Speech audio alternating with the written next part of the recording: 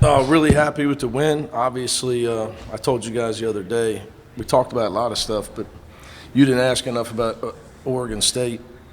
They got two of the best young players in the country in Jordan Pope and Tyler Bilodeau. Like us, they're predominantly freshmen and sophomores, except for Akano, Ratai, Bilodeau, Pope, all sophomores, Christian Wright. So their best players are young, and they played really well last week. I mean, really well. Dominated Arizona State, beat Arizona, in a game where Arizona shot 50+%. It's not like wasn't a game where Arizona didn't make shots. So obviously was concerned with that.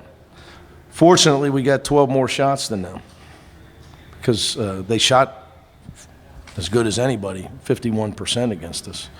But we were able to be +4 in turnovers and plus 11 on the glass. So, it's hard to lose when you get 15 more and 2 more free throws. So maybe 16 more possessions than them.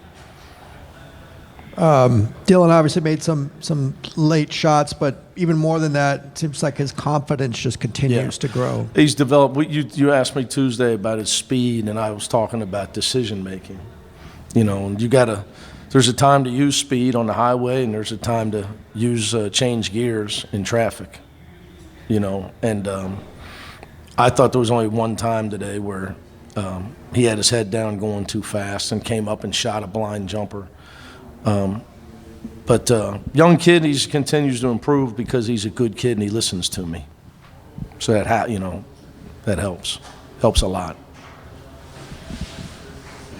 Coach, we're obviously seeing some development. The team's improving, but tonight, at least in my perspective, they learned to finish and close out. What can you say about how they played in conference games? I'll give you some. It's a long time ago, but this is in Power 5 leagues, the average margin of victory, give or take some percentage, is around 6 points a game.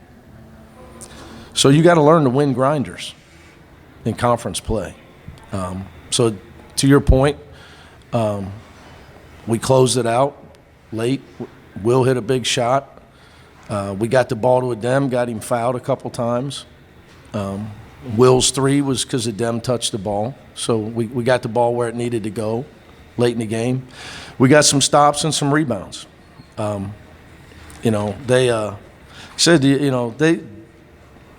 Wayne does a great job. Coaches are rated based on fame, and the interesting thing is that players decide how good your coaching is. It's just reality.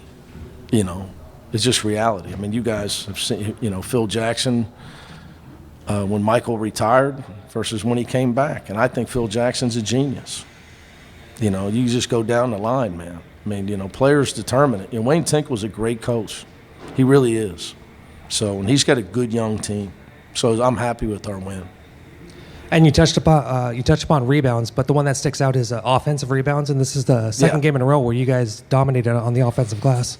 Have to. You can't expect to win if you don't put forth winning effort, which means you have to put forth more effort than your opponent. So tonight we weren't able to shut them out. Obviously they shot a good percentage, but thankfully we dominated the backboard and we were +4 in the turnover margin. But that's, it takes effort to turn people over.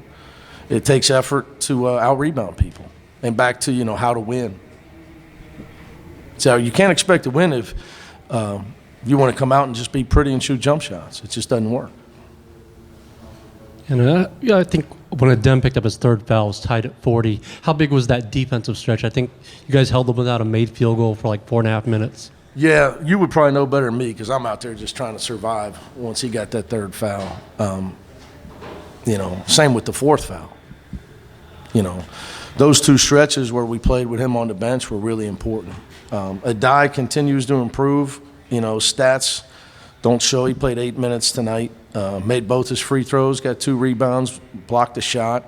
I thought he was highly effective in his minutes, and Kenny got 5 rebounds in his. We had a lot of production out of that position. So we had, 20 points, 2 blocks, 10 rebounds. as a high. Right now we got to get more production out of the 4 spot. Burke trying to come back from the injury, obviously not in rhythm, and Sebastian Mack didn't practice for 2 days and did minimal stuff yesterday, and it showed today. It's hard for a freshman to miss time and then come back. Older guys can do it. It's really hard on a freshman. Both those guys' rhythm was definitely off.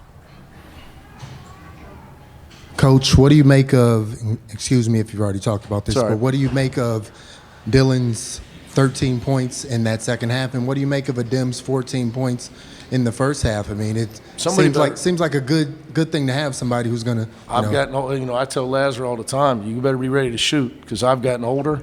I can't. They won't let me sub in. So somebody got to score now. I mean, I can sit here and talk about effort and toughness all I want. Lazar made 3 threes. Dylan made some big shots, and Adem gave us somebody to play through. The key with Adem is we're playing through him.